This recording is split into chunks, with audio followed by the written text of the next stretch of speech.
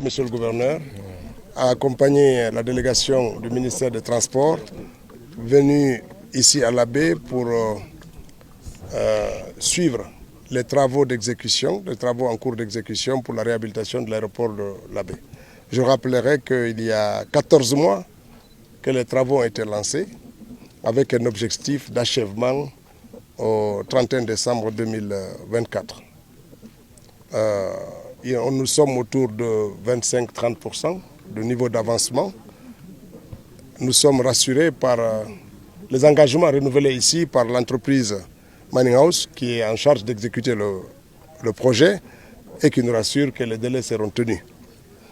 Nous les encourageons à redoubler d'efforts pour que cela soit. C'est un engagement du chef de l'État, c'est une volonté du président de la République de faire en sorte que le moyen de transport aérien puisse être accessible de nouveau pour relier nos régions à la capitale. C'est un objectif que nous poursuivons, c'est un projet présidentiel comme on le dit, pour montrer tout l'attachement du chef d'État qui quotidiennement nous interpelle pour avoir le niveau d'avancement.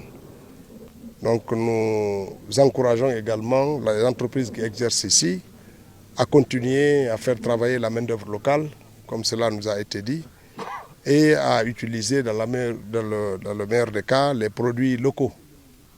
Et cela va donner un coup de fouet à notre économie locale ici et renforcer les compétences de nos compatriotes de la baie qui, après les travaux, certains d'entre eux pourraient trouver carrière dans la gestion des infrastructures qui vont être livrées ici. Nous les espérons très rapidement. Donc nous sommes ici pour ça. S'il y a 2 ou 3 questions, nous pouvons nous prêter à cela, messieurs les journalistes, s'il n'y en a pas. Donc c'est maintenu au 31 décembre, c'est le contrat, c'est le délai contractuel. Donc à la fin de l'année 2024, nous devrions avoir un aéroport, enfin des infrastructures aéroportuaires disponibles. Nous travaillons parallèlement d'arrache-pied pour doter notre pays d'une compagnie aérienne. Dans les meilleurs des cas, nous pensons que dès le premier trimestre 2025, nous devrions voir ici des avions avec le pavillon guinéen arriver prendre des passagers à la baie. C'est une zone importante avec un bassin estimé de passagers de 2 millions au moins dans la région ici qui peuvent prendre l'avion régulièrement pour relier Conakry ou la sous-région. Donc dans un premier temps c'est pour relier Conakry et la baie, mais très rapidement certaines villes des pays voisins vont être reliées directement à la baie pour faciliter le drainage des populations vers le nord de la Guinée. Mahmoud Akra, directeur général de la société Mining House. Donc déjà, comme vous le savez, le ministre Ousmane Gawal vient de prendre fonction à la tête de ce département. Donc il est venu pour déjà prendre contact avec la société, voir, faire un suivi et constater l'état d'avancement des travaux sur les différents sites en construction. Donc aujourd'hui, nous sommes à près de 30% d'exécution.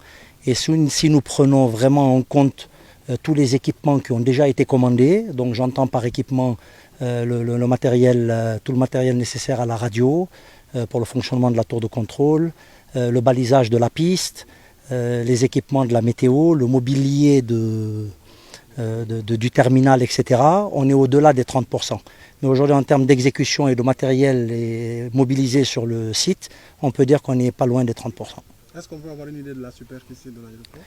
Donc je n'ai pas toute la superficie, mais ce que je peux vous dire, c'est qu'il y a toute la clôture fera 7 km de long, de longueur.